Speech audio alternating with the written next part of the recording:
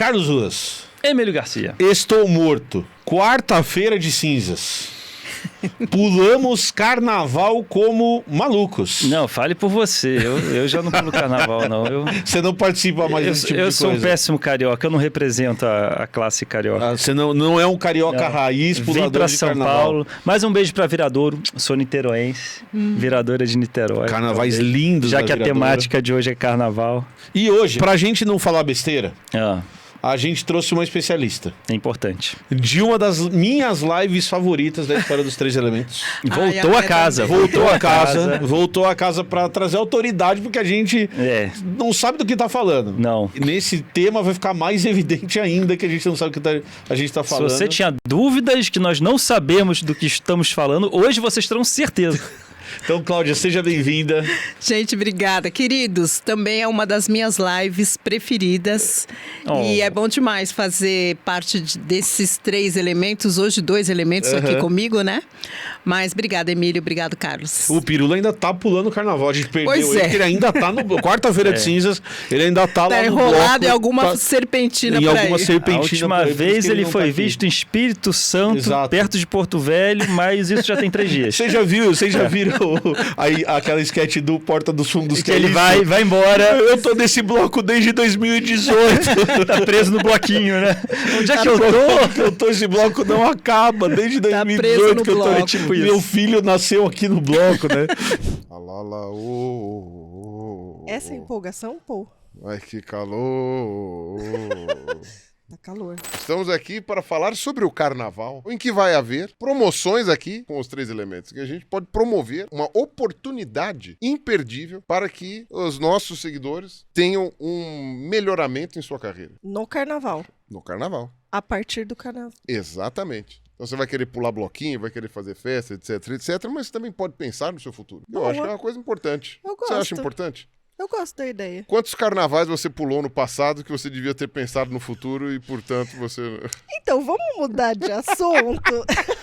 Então, nós temos um patrocinador que vai resolver esses problemas para você, que é a Alura. A Alura que tem cursos de uma série de áreas, né? Principalmente cursos também voltados para programação, para gestão, tem curso de idiomas, tem uma série de coisas que você consegue ter para você dar um up na sua carreira, ou mudar de carreira, ou qualquer outra coisa que você possa fazer.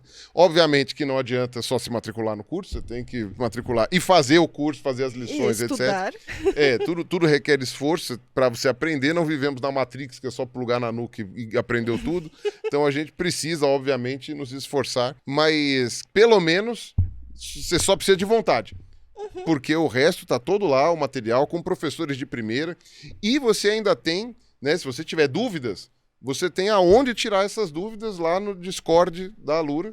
Né? Perfeito. Eu odeio o Discord, todo mundo sabe disso, eu faço campanha contra o Discord, mas já que eles possuem o Discord, e você que está em casa, que não odeia o Discord, você pode ir lá e fazer isso. E tem uma outra alternativa, se você é que nem eu, que odeia o Discord, mas ainda assim precisa tirar dúvidas, se você tem o plano Pro, você tem acesso à inteligência artificial da Alura, que é a Luri, e aí você pode tirar as dúvidas com ela, sem precisar entrar naquela porcaria daquele programa maldito. Que demais. Que demais. Eu gosto do Discord, eu acho que é um ambiente bem legal. Então, eu discordo.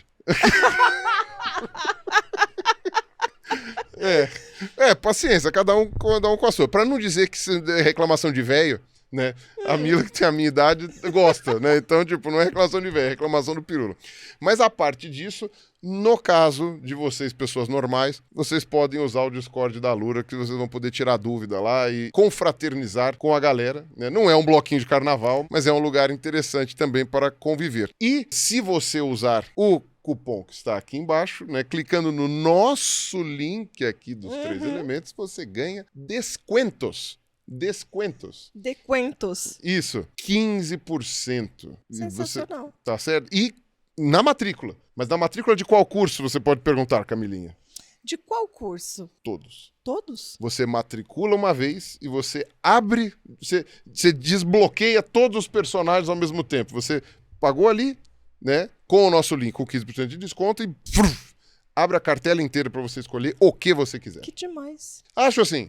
Vá, pule o carnaval, seja consciente. Você tem mais alguma dica para alguém que vai pular o carnaval, Camila? Hidrate-se. Está quente. Tá quente. Está muito quente. Então você precisa se hidratar porque está calor. Então você pode já garantir o seu futuro para depois, na quarta-feira de cinza, já começar a fazer teu curso da Lura, né? E poder garantir isso daí, né? Mas enquanto isso, você está no bloquinho, se hidrate, né? Afinal de contas, né? Atravessamos o deserto do Saara. O sol estava quente na nossa cara. Ah lá lá, mas que calor! Coçou no dedinho? Tem que ficar com o dedinho assim. Eu nunca entendi. É pra dar o ritmo. Eu nunca entendi por que você tem que dançar com o dedinho assim. Nunca entendi essa merda. Você que é músico, não é pra dar o ritmo? Desde quando eu sou músico? Música é o Juscelino. E hoje a gente vai falar, Carlos, de um assunto que eu gosto muito. Sim. E que a gente trouxe uma pessoa que eu acredito que gosta também, né, Cláudia? Pouquinho. Carnaval tem muita história. Carnaval tem muita riqueza de conteúdo nos bastidores. A história do Brasil, né? Sim. É contada pelas escolas de samba, né? Pelos temas das escolas de samba, pelos enredos das escolas. E boa parte da sociedade brasileira formada pela população negra desenvolveu uma parte da identidade nacional, né? O carnaval, não aquele carnaval europeu, mas no carnaval brasileiro, né? Ele tem a ver com a cultura, com as nossas heranças, né? Da cultura afro-brasileira. Isso que você traz, acho que já traz uma coisa bem legal, que é quem não acompanha tanto não vê isso, né? A importância das escolas de samba para contar história mesmo, né? Para resgatar histórias, inclusive, né? Eu acho importante porque a gente também diz, eu falei sobre a história do Brasil que passa pela produção criativa das escolas de samba, mas a história do povo negro é contada por essas expressões culturais, né? Muita coisa que não vai para os livros escolares, você pode consultar um carnaval a partir da década de 30, que uma escola de samba vai contar de um personagem que você não ouviu falar na escola, eu mesma, né? Não ouviu falar na escola, mas quando eu vou estudar os enredos, estão ali personagens que a gente precisava ter aprendido para valorizar, inclusive, essa cultura que origina as escolas de samba, né? E a gente vai falar, Juanito, do livro que está na sua mão. Cláudia está lançando um livro com a temática desse quadro, obviamente. O link já está aqui embaixo. Orixás no Terreiro Sagrado do Samba. Na verdade, esse livro, ele é resultado da minha dissertação de mestrado. Legal demais. Depois desse chegou outro, o mais recente, que é Exu, Mulher e o Matriarcado Nagô, onde eu falo sobre a masculinização e a demonização de Exu, que é um dos orixás ligados a essa festa do carnaval. Inclusive, esse livro chama Orixás no Terreiro Sagrado do Samba, Exu e Ogum do Candomblé da Vai-Vai. E no carnaval, ele sempre volta, desde que ele foi lançado, inclusive ele foi lançado no carnaval, né? Sempre volta esse tema, né? Como as escolas de samba cada vez mais têm levado para a avenida temas, enredos ligados à religiosidade de matriz africana. E no meu livro, o que eu fui fazer? Fui explicar como essas expressões estão entrelaçadas quando a gente vai falar de cultura negra, como o carnaval, a partir da invenção negra da escola de samba, ela passa a contar a história de um povo marginalizado, vitimado pela escravização, mas que resiste a partir dessas expressões. E a festa está muito ligada às expressões de matrizes africanas. Então, esse livro, ele está falando desse entrelaçamento, mas em especial da escola de samba Vai-Vai, que é uma das escolas de samba mais negras hoje na cidade de São Paulo, em atividade. Uma escola de samba que foi fundada em 1928 a partir dos cordões carnavalescos. E quando você pega a história da Vai-Vai até os dias de hoje, que está passando por uma crise gigante, porque ela perde a quadra dela depois de 50 anos para uma obra do metrô em São Paulo, você conta a história da ocupação da população negra ali no Bexiga, que foi tradicionalmente, né, conhecido como um bairro italiano e, na verdade, é um bairro negro. Assim como aconteceu com a Liberdade e outros bairros centrais da cidade que foram apropriados, vamos dizer assim, por um sistema de branqueamento da imigração europeia e dessa marginalização e inferiorização do negro mesmo, que chega, assim como indígena, né, primeiramente nesse povoamento da cidade de São Paulo. Uma coisa que você está citando, que está no livro, que a gente estava conversando ali fora agora antes de entrar, é que a gente também está falando de um resgate de parte da história do Carnaval de São Paulo, né? Porque o Ruas comentou, e eu sempre tive essa impressão, do Carnaval de São Paulo como algo derivativo do Rio. Não que isso fosse um problema, não é essa a questão. A gente não está trazendo um bairrismo para nossa conversa, porque são coisas com histórias diferentes, histórias separadas que se entrelaçam em alguns momentos, inclusive, sem o menor problema. Então a gente não está discutindo o que é melhor, o que é pior, quem veio primeiro, não é essa a questão. Mas como é importante também a gente resgatar essas histórias, né? Porque a gente anda por São Paulo, anda pelo Rio, anda pela Bahia, que é um lugar que são polos de carnaval, polos né? de carnaval, e a gente muitas vezes não entende a história do que está ali por trás, a origem daquilo que a gente está discutindo, nem daquilo que a gente está aproveitando. E a gente fez um vídeo, me estendendo um pouquinho, no 3 Elementos, um shortzinho, falando sobre como às vezes entender a história daquilo que você está vendo, seja um quadro num museu, seja uma música que você está escutando, seja um bloco que você está participando, pode enriquecer demais aquele conteúdo, aquela experiência que você está tendo, né? Então, você abriu falando que acha que eu gosto um pouquinho de carnaval, mas eu sou uma apaixonada pela história do carnaval. Primeiro, como uma mulher negra, buscando a sua própria história. Primeiro, como eu conheci a história do samba, das escolas de samba, que eu tenho uma relação muito afetiva, porque a minha casa era muito musical, minha casa era muito do samba. E a minha casa tocava muito samba enredo. Uhum. E eu já cheguei a falar da outra vez que eu estive aqui, que foi esses sambas enredos que acabaram me formando, a minha identidade, até a minha forma de posicionamento e resistência na sociedade. Porque os sambas enredos falavam de princesas negras, de que o negro era bonito, falavam de personagens, de reis e rainhas, que eu ia para a escola e não ouvia falar. Então isso me fortalecia e eu passei a dizer, olha, tem alguma coisa que eu escuto aqui e que me fortalece. E eu acabei ficando uma estudiosa no assunto. Em relação a essa questão do bairrismo, sempre fala, onde que nasceu o samba? Bem na Bahia ou no Rio de Janeiro, né? Quem nasceu primeiro, o ovo ou a galinha? Da onde que é a escola de samba? São Paulo imita ou não imita o Carnaval do Rio de Janeiro? Mas a verdade é o seguinte, as primeiras manifestações negras que a gente vai ter no Brasil, as práticas negras, elas estão ligadas ao toque do tambor. A escravização, ela começa, primeiramente, levando os negros bantus, que saem da África Central, são trazidos da África Central, da região de Angola, Congo, para o Nordeste brasileiro. Então, Salvador, como a primeira capital, é lógico, fica mais como um polo de distribuição dessa mão de obra escrava. Pernambuco também chegam e é onde a gente vai ter essas manifestações negras até hoje, muito fortes, né? Em Salvador a gente vai ter, na Bahia, os blocos afros, o samba de roda do Recôncavo, a gente vai ter o afoxé, né? Filhos de Gandhi, que é tão famoso. E dessa primeira capital saem por volta de 1850, 1860, começam a sair negros já forros, libertos. Quando a capital de Salvador se transporta para o Rio de Janeiro, há um transporte, há uma migração de baianos em busca de melhores condições de vida, porque a capital ela muda para o Rio de Janeiro. E haviam já expressões desse batuque nas senzalas, desse samba de roda, dessa umbigada ali no Rio de Janeiro. Essas expressões festivas dos negros, elas são espalhadas pelo Brasil inteiro. Mas Salvador, Bahia e Rio de Janeiro, elas pegam muito essas expressões festivas dos tambores ligados à igreja, às procissões e ligados à festa negra. Por que eu estou contando essa história? Uma das características desse primeiro grupo de negros era a festa a partir do tambor. Tanto que a gente tem o samba, né? Uhum. E esse samba vem, né? A gente tem nessa origem do samba esse primeiro grupo de negros que vão para o Nordeste, depois da Bahia, se transportam para o Rio de Janeiro.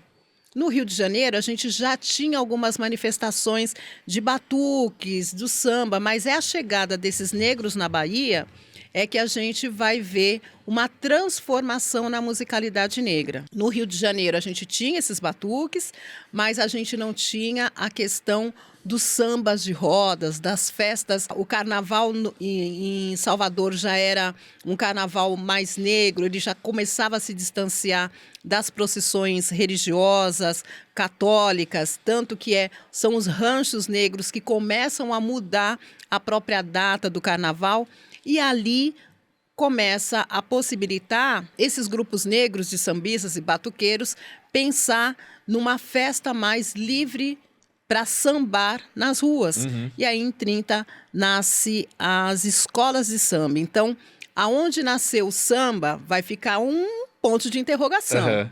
Ou é na Bahia ou é no Rio de Janeiro. Ou é nos dois, inclusive, nesse intercâmbio. Com características musicais que se assemelhavam, né? Mas escola de samba nasce no Rio de Janeiro. Mas na década de 30, é isso? Em 1928, a gente tem a Deixa Falar, que era um tipo de rancho parecido com escola de samba. Então, a gente tem, a partir de 1928, expressões musicais ligadas ao carnaval, que já está parecido com escola de samba. Tá. Mas a escola de samba mesmo, ela acaba surgindo em 1930. Em 1930, no Rio de Janeiro, elas são oficializadas, inclusive. A gente já vai ter concursos de blocos e de escolas de samba. Aí é que está. Sambistas de São Paulo, a maioria deles ligados à linha férrea aqui do centro da cidade de São Paulo, ali do Largo da Banana, eles começam a ir para o Rio de Janeiro para trabalhar em construções, em grandes construções, né? O desenvolvimento da capital, enfim. E eles começam a ter contato com essa festa ligada aos ranchos de rua. A gente já tem em 1914, por exemplo, um cordão carnavalesco em São Paulo, o Grupo Barra Funda. O Grupo Barra Funda que vai dar resultado no cordão carnavalesco Camisa Verde e Branco, que se transforma na escola de samba Camisa Verde e Branco. Olha na minha ignorância, a escola Camisa Verde e Branco não tem a ver com Palmeiras. Não tem a ver com Palmeiras. O que tem a ver com Palmeiras é a Mancha Verde. Não, a Mancha Verde depois, mas isso o Camisa Verde e Branco. O Camisa Verde e Branco a origem é outra. Nunca teve a ver com nenhum time de futebol. É coincidência, né? É só coincidência. As cores, né? Inclusive, eles tiveram um problema na época da ditadura com o grupo integralista, eles tiveram que pausar a existência do grupo de carnaval porque eles começaram a ser perseguidos. Mas também não tinha nada a ver com a política. Então, essa história que eu conto para você é para dizer como é que São Paulo começa a absorver a forma de brincar carnaval do Rio de Janeiro. Porque o samba já existia em São Paulo Já antes. existia em São o Paulo, samba como ritmo musical, principalmente como no música. interior, Tá. né, onde a gente vai ter a questão da escravização negra, entender a escravização negra, você também entende como é que essas expressões negras elas vão surgindo. Na região cafeeira de São Paulo, tinha esses grupos que tocavam jongo, tinham o batuque de umbigada, tanto que o samba de São Paulo, na época, as festas, né, de São Paulo estavam ligadas aos batuques, né? Então, o samba de umbigada, o samba lenço, o samba paulista, o samba de roda, diferente daquele samba mais acelerado do Rio de Janeiro, eles vêm da zona rural de São Paulo para a cidade. É porque é importante para quem está assistindo lembrar que você tem a cidade de São Paulo, mas teve uma época que a cidade de São Paulo, por exemplo, era menor do que cidades do interior de São Paulo, como Campinas. Porque onde tinham as fazendas, as né? Grandes as fazendas de café. Exato. E o sistema escravista muito forte, porque quando tem a libertação dos escravos, aí é que a capital começa a ficar mais povoada. Esses grupos de negros começam a se deslocar para a cidade de São Paulo.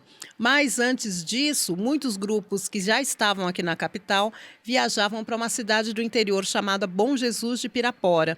E é ali que nasce o movimento do samba e a ideia desses grandes líderes que estão aqui em São Paulo e vão para a festa do Bom Jesus em agosto, de pensar o desenvolvimento dos cordões e depois o surgimento das escolas de samba. Aí sim, enquanto o Rio de Janeiro, em 1930, já estava com o carnaval oficializado, São Paulo começa a desenvolver uma ideia de carnaval de rua organizada a partir de 1930.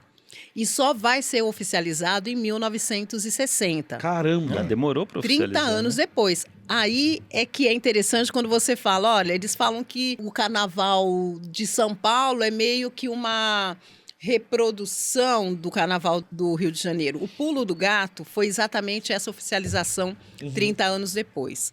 Um grupo de sambistas, entre eles os chamados cardeais do samba de São Paulo, que infelizmente perdemos o último cardeal do samba, que foi o seu Carlão que ajudou a fundar a Escola de Samba do Peruche, faleceu nesse carnaval e não por coincidência, mas por um momento de celebração, ele foi o tema enredo da Escola de Samba Peruche esse ano passado. E não desse ano.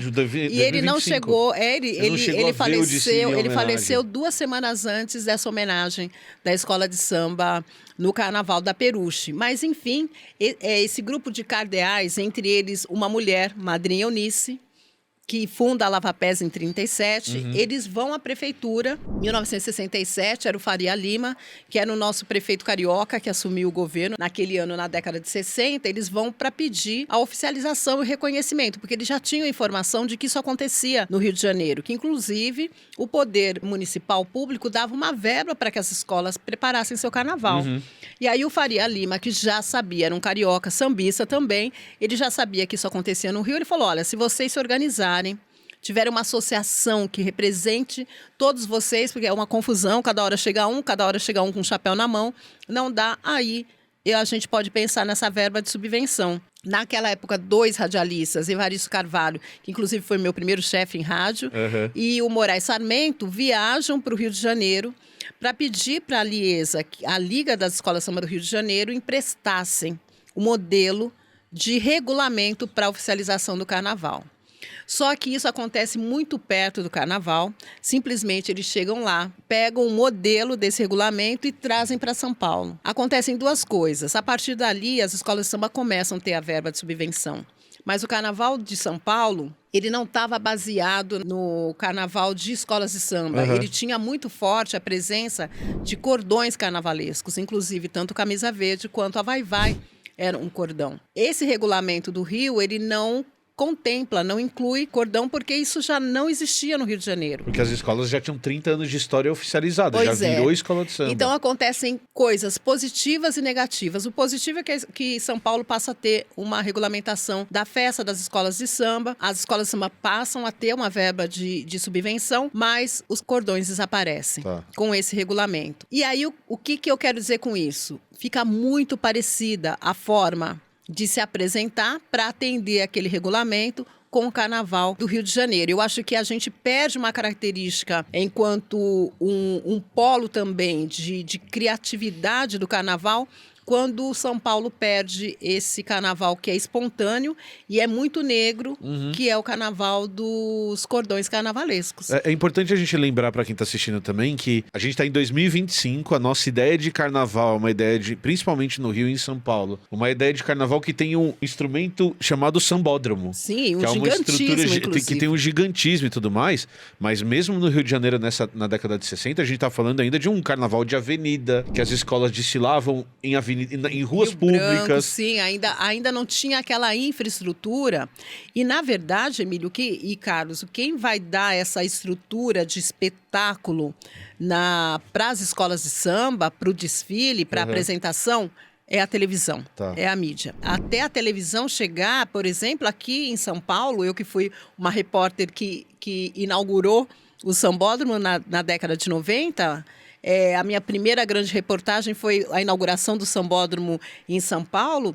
Não tinha público. Não tinha público e ninguém queria cobrir. Então, assim, eu chegava na redação e falava, olha, plantão do carnaval é da Claudinha. Primeiro que eles sabiam que era do samba e segundo que ninguém queria ir. O que era mais importante nas redações naquele momento para a cobertura de carnaval? Polícia e trânsito e estradas. Então, assim, a gente tinha 3 setoristas correndo delegacia e uma repórter, que era eu, tomando chuva lá no Sambódromo, que passava as escolas de samba e as arquibancadas vazias. É só a televisão, a partir da década de 80, que vai trazer um grande público para o carnaval. Mas voltando a isso que você estava falando da década de 60, então você meio que tem uma uniformização ligada a esse regulamento que foi trazido. Isso. Aí elas se tornam parecidas, né? Foi perdendo um pouco sua identidade. Estava criando sua identidade própria. Ela tinha uma identidade própria. O Carnaval de São Paulo era um carnaval negro, basicamente negro, que trazia muito das características, da simbologia da cultura afro-brasileira. Tinha os cordões, que também acabam sendo de onde vêm essas escolas de samba, obrigatoriamente por causa desse regulamento. E elas perdem essa característica, porque hoje, por conta da televisão e desse regulamento, está muito parecido Teve mesmo. Que se enquadrar mais, tem que ser nesse formato, dessa forma. A gente ouvia a bateria da Vai-Vai, por exemplo, da Nenê de Vila Matilde. Então, quando vinha a bateria, tinha uma característica daquela comunidade, daquele local. E você já sabia, olha, vem aí a Nenê de Vila Matilde. Olha, a bateria da Vai-Vai, aquela bateria pesada, muito acelerada, mas muito pesada, era a Vai-Vai que estava chegando. Uma bateria leve, balançada, swingada, era a Camisa Verde. Hoje está tudo muito parecido. Hoje você uniformiza por causa do regulamento, porque você está competindo numa... E por causa dessa mídia grande, né? Dessa industrialização do carnaval. E aí a gente vai ver, antigamente o samba enredo era característico também. Uhum. Você ouvia, falava, isso é samba da camisa, aquele é samba da vai-vai.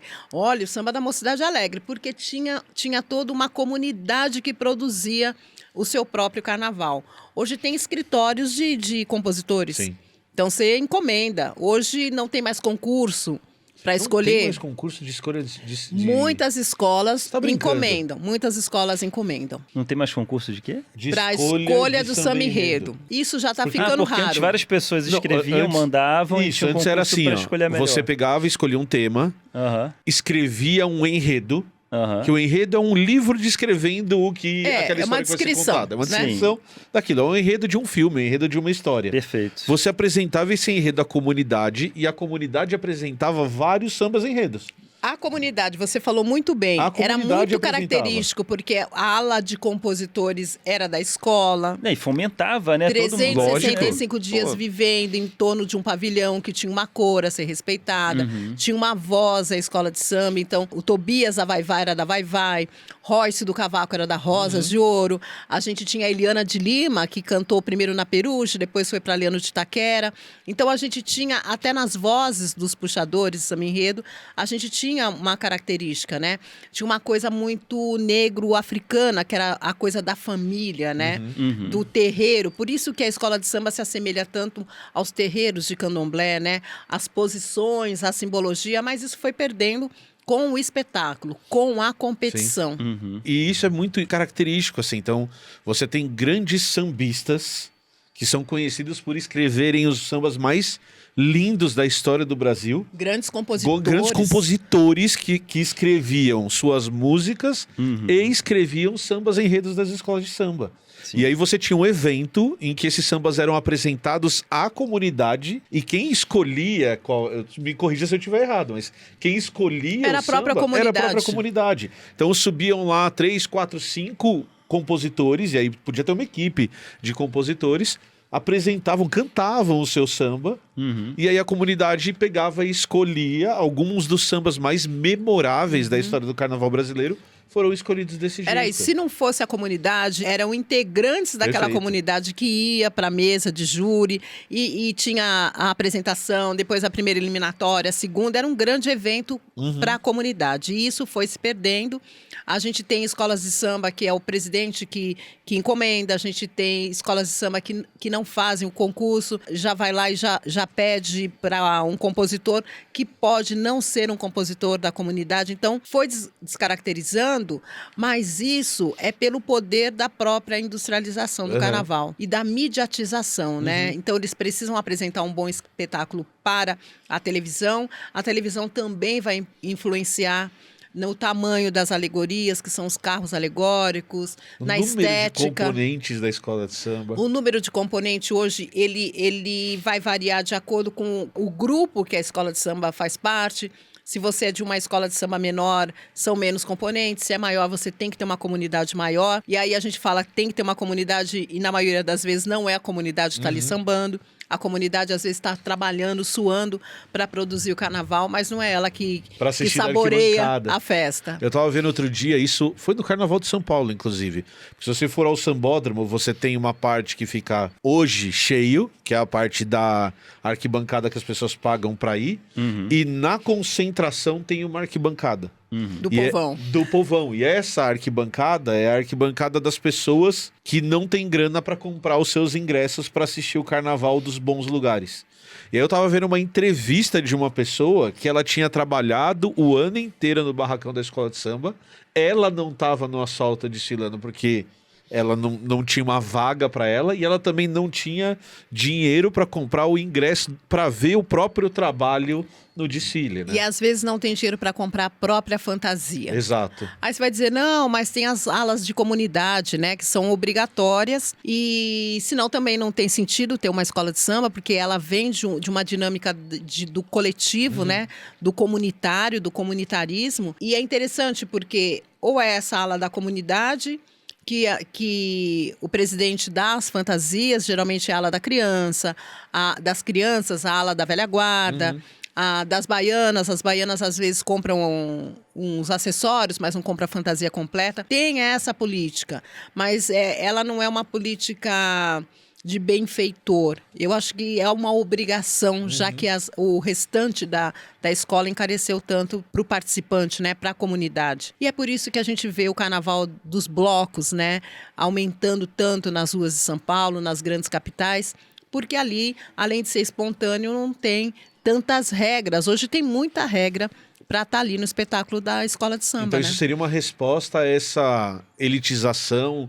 E a gente estava falando sem dúvida, uma resposta social mesmo da sociedade, falando, cara, isso aqui não me representa mais, talvez. E é isso. Não, mas é isso mesmo. O que a gente tem visto é isso. Tem muitos apaixonados, né? Tem pessoas que têm famílias inteiras, gerações inteiras que estão dentro das escolas de samba, mas, no geral, está muito caro, né? O preço está muito alto por conta dessa forma que a competição se transformou. Porque, além de ser competitivo, você tem que se mostrar bem na televisão. E tem uma outra coisa, a regra, o regulamento dos jurados, de quem julga, está cada vez muito técnico. Aquela hora a gente estava conversando, né, Carlos? Tá proibido sambar, né? Você vai para a escola de samba, se você estiver nesse concurso, nesse grande concurso das grandes escolas que a televisão mostra, você não pode sambar.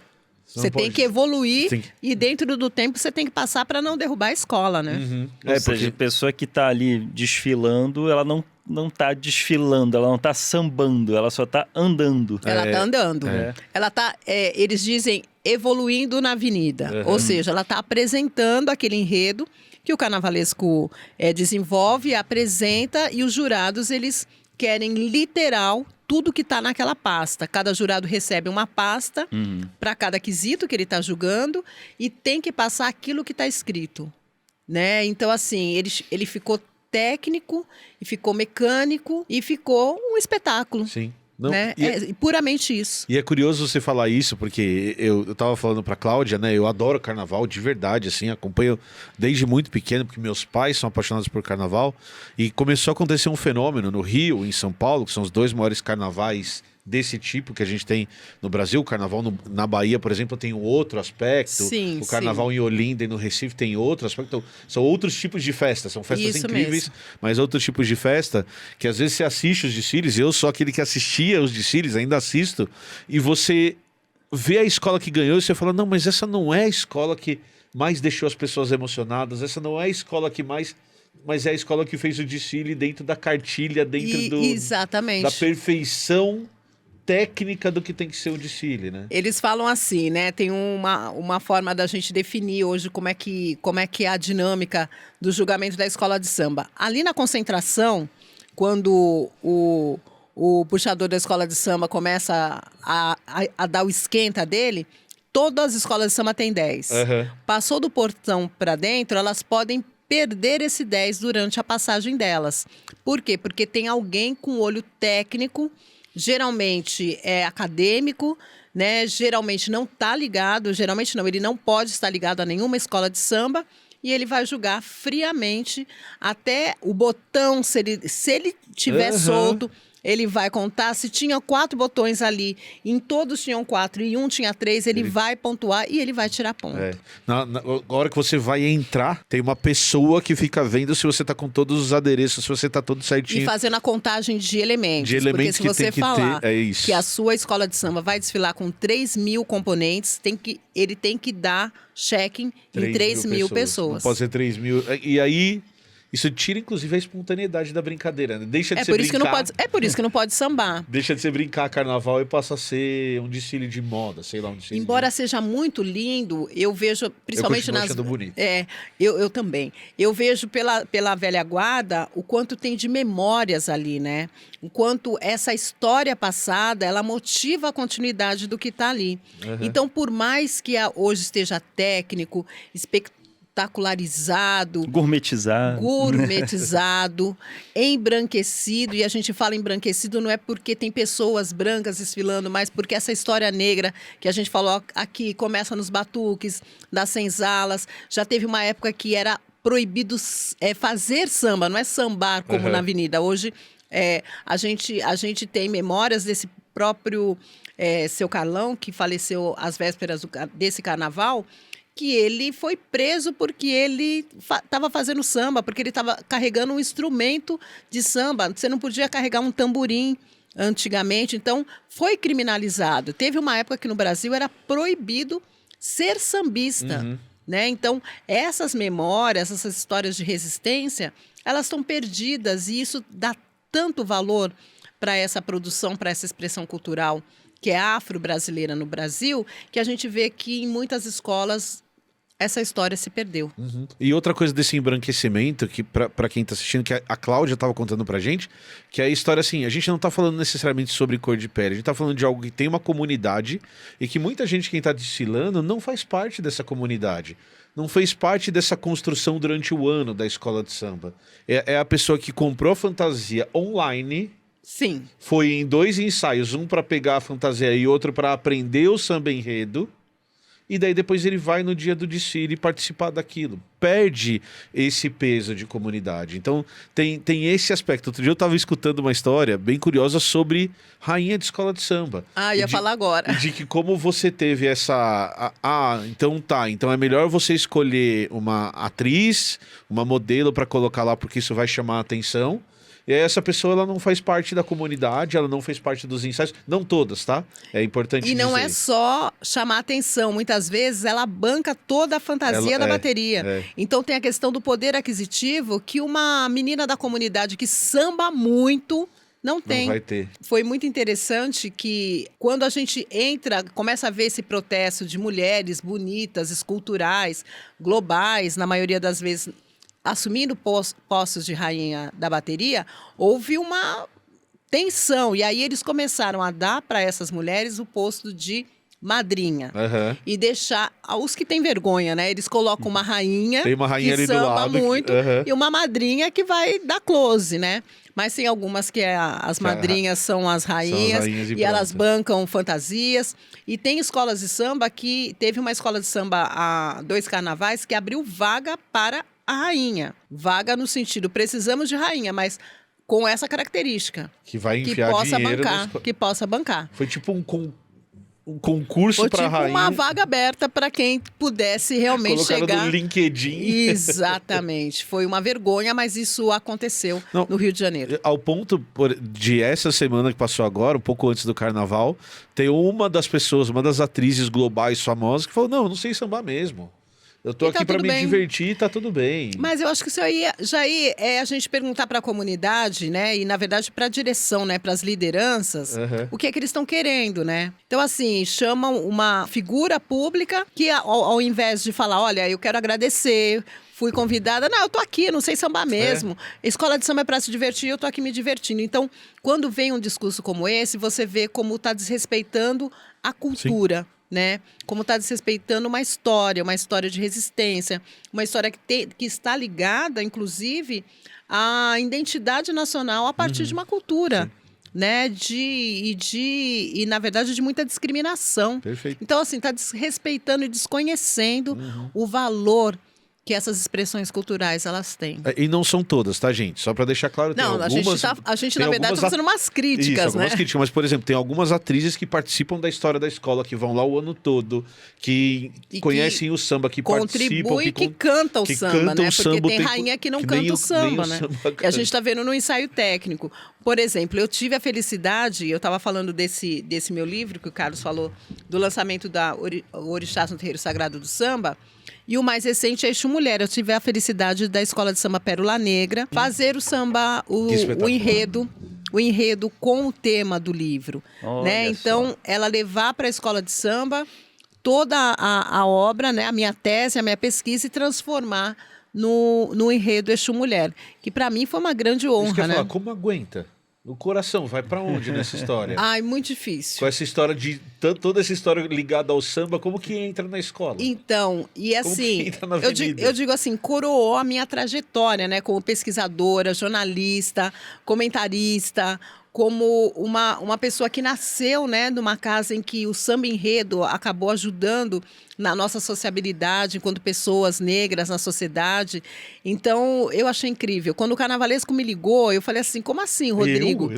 Não, quando ele falou, Cláudia, tudo bem, aqui é o Rodrigo Miners, eu sou carnavalesco. Oi, Rodrigo, tudo bem? Conheço, que ele fez Gaviões da Fiel, ele fez grandes escolas, né? Ele falou, então, eu tô na Pérola Negra esse ano, acabei de tomar contato com a sua pesquisa, esta mulher, tô querendo levar para o carnaval. Você autoriza? Eu nem precisa perguntar, vai lá, louco. Vamos ver como é que vai ser. Gratificante. E aí, assim que a Pérola Negra confirmou, me chama o presidente da Mocidade Unida da Moca, que o ano passado eles homenagearam a grande intelectual Helena Teodoro, e eu estive no desfile. A ele, Claudinha, eu não acredito que foi Falanga. Aquele enredo era meu. Qual? Exu Mulher. Roubaram o meu enredo. E aí eu só pensei, gente, Exu Mulher ia pro Carnaval 2025 de qualquer forma. Se não fosse pela Pérola... Foi esse ano. Esse ano agora. Se não fosse pela Pérola, iria pela Mocidade Unida da Moca. Eu achei incrível quando o outro me liga e diz, eu tava aqui discutindo com a minha comunidade que a gente ia fazer Exu Mulher, aí alguém fala, eu acho que esse enredo tá lá na Pérola. Ele falou, peraí. Aí ele ligou pra Pérola e a Pérola falou, não, já tá com a gente, Falanga. Aí ele falou, não é possível, esse enredo era meu. E eu tive a oportunidade, agora no pré-carnaval, de visitar os barracões. Eu adoro, né? E eu fui ver o carro alegórico, eu saí no carro alegórico dedicado a Exu Mulher no enredo, porque a Pérola tá no grupo 2, desfilou pelo grupo 2, né? E... são só 2 carros alegóricos. E o segundo carro, o carro que eu saí, foi o carro da Exu Mulher. Emoção a 1000. Imagino. Muita alegria, assim, o filme que passa, né? Eu acabei de falar para vocês, a minha primeira grande reportagem como foquinha em jornalismo foi a inauguração do Sambódromo. E agora você estava lá. Eu nunca ia imaginar que um dia eu escreveria uma pesquisa que seria transformada em enredo, e que eu passaria em cima de um carro alegórico, em cima da pista. Não, que isso. Viu? Né? Não coroou dá. A carreira mesmo. Pois é, e que eu passaria de qualquer forma, porque o Falanga, na Mocidade Unida da Moca, falou que já estava pensando no mesmo enredo para o ano. Então, seria o meu ano. Excelente. Agora tem que pensar no próximo livro que vai virar enredo. Ah, não posso. Olha, dá trabalho. Embora, é lógico, eu publiquei... Esse é o meu 4º livro. E o meu primeiro livro, que foi um livro sobre o candomblé na Baixada Santista, que foi sobre um babalorixá que chamava Vivaldo, de Logunedé. Esse livro também foi transformado em enredo pela Escola de Samba Vila Nova em Santos. Ou seja, eu já tinha tido essa emoção do meu livro ter baseado, né? Na verdade, não foi sobre o livro, foi sobre o babalorixá, mas eles usaram toda a história do livro. E aí, depois eu lancei um livro sobre a Vai-Vai, lancei esse, né, Orixás no Terreiro Sagrado do Samba, e agora lancei a Exu Mulher. Mas Exu Mulher e o Orixás no Terreiro Sagrado do Samba são pesquisas acadêmicas que eu tive sorte de ser publicado. Inclusive está em audiolivro aqui pela Toca Livros. Bom demais. Opa, fica a dica. Fica a dica. E eu não me vejo nesse mundo da literatura, porque eu acho bonito demais ser escritor.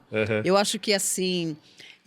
é muita iluminação uma pessoa escrever um livro, conseguir desde a página 1 até a 200, discorrer uma história linear.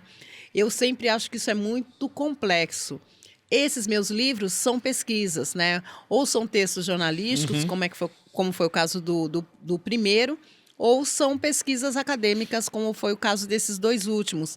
Mas uma alegria eu conseguir transformar essa linguagem num conhecimento, né, acessível para a população. Não, né? Bom demais. Tanto a discussão dos orixás lá na Escola de Samba Vai-Vai, como é que aquela comunidade cultua 2 orixás, como é que ela está ligada a essas raízes negras, né?